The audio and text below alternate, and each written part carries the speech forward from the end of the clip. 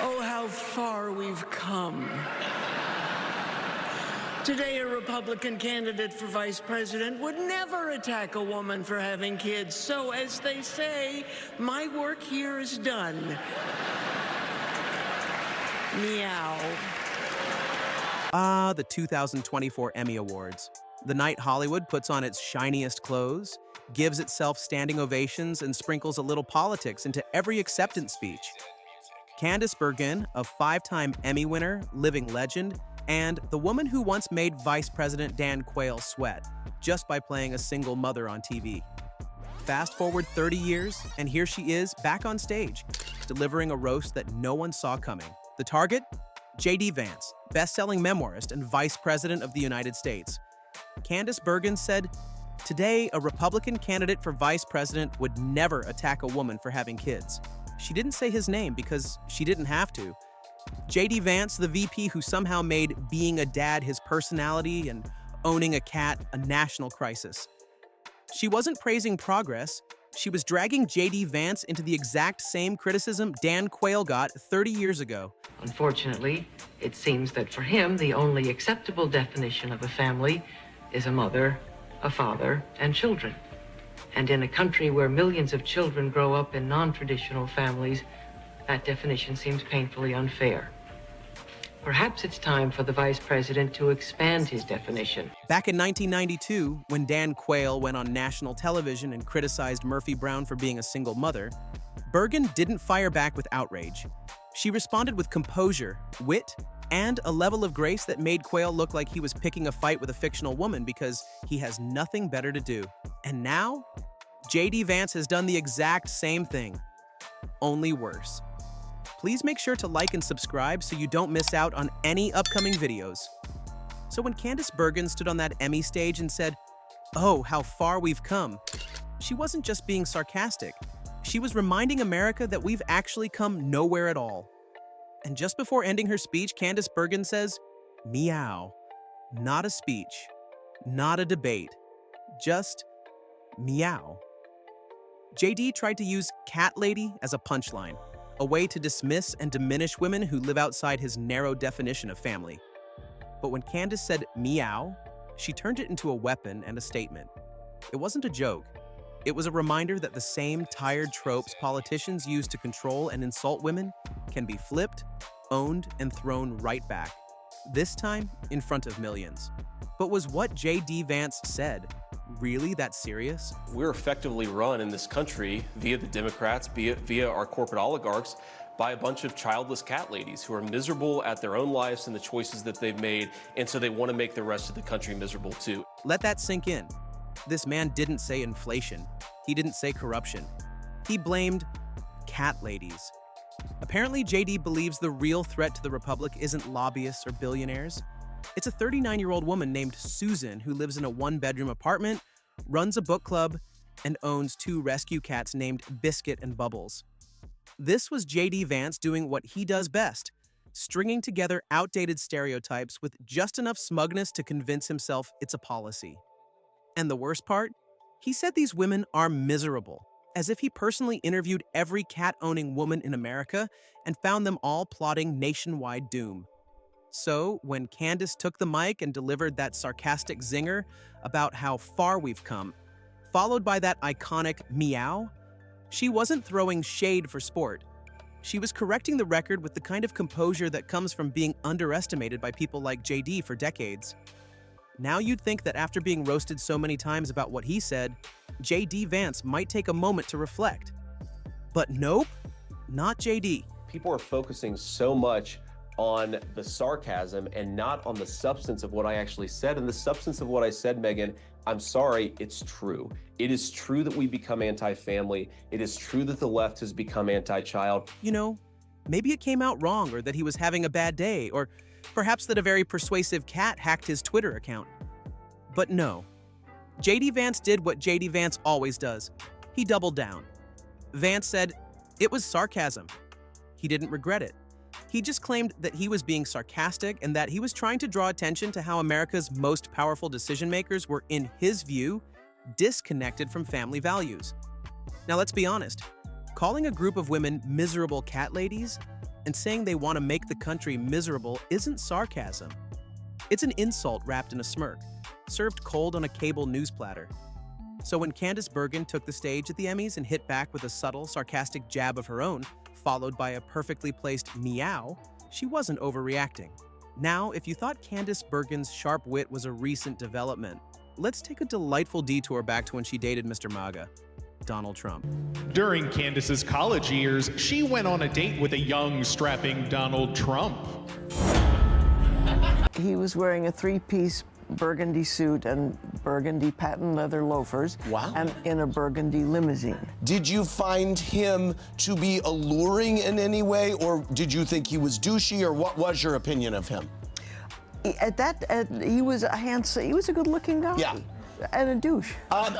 Was there chemistry on the date? No, I was home very early. Yes, you heard that right. Candice once recounted a blind date with Trump, describing how he arrived in everything burgundy, even the limousine. Talk about a commitment.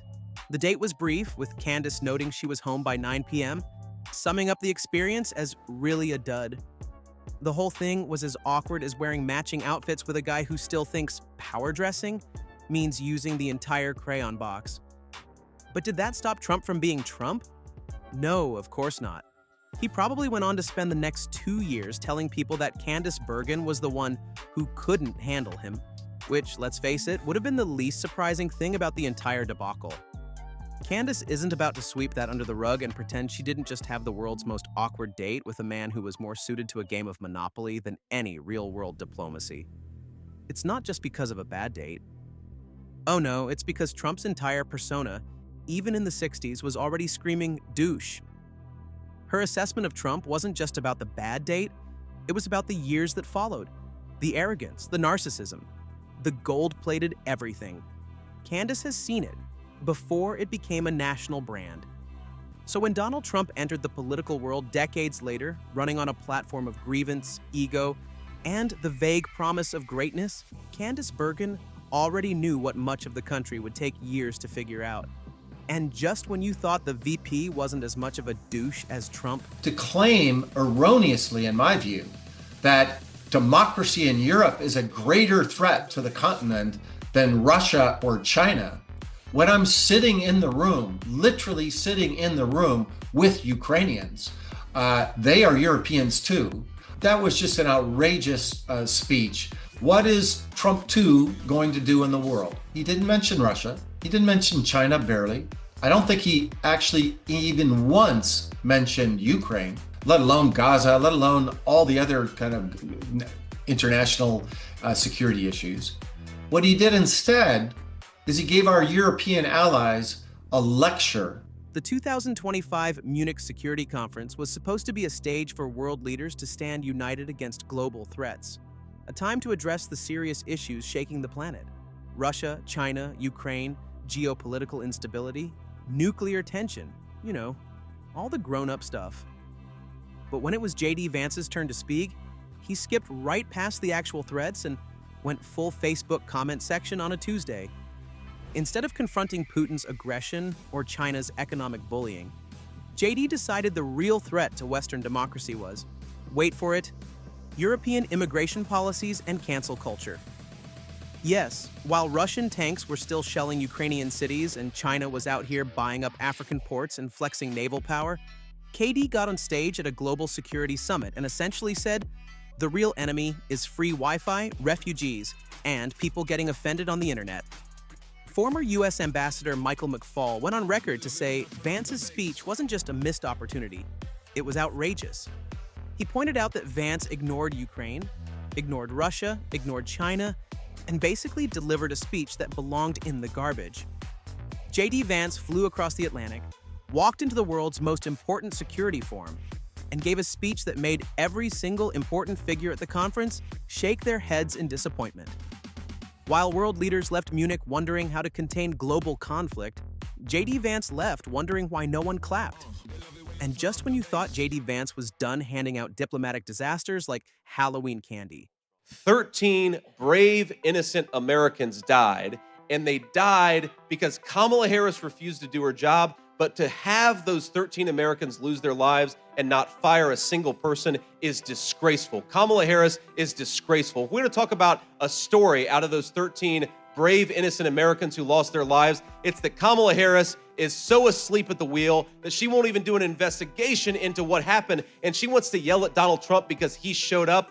She can go to hell. In August 2024, JD Vance made headlines. Again. This time not for what he forgot to say, but for what he said far too clearly. While speaking at a campaign event in Erie, Pennsylvania, Vance abruptly lashed out at Vice President Kamala Harris, saying, "She can go to hell." Trump had visited Section 60 of Arlington National Cemetery, where the 13 U.S. service members killed in the Abbey Gate bombing during the 2021 Afghanistan withdrawal are buried. The bombing, which took place at the gates of Kabul airport during the chaotic final days of U.S. evacuation, killed 170 Afghan civilians and 13 American troops, including Marines, a Navy corpsman, and an Army soldier.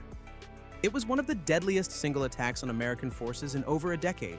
Trump's team wanted footage for campaign materials, the kind of stuff more suited to rallies than resting places. In response, the Harris campaign issued a statement calling the situation pretty sad, implying it was disrespectful to use a military cemetery for political gain. That's when JD Vance jumped in. Not with diplomacy, not with reflection, but with fire. He attacked Harris directly, saying she had no right to criticize anything after her administration oversaw the chaotic withdrawal from Afghanistan.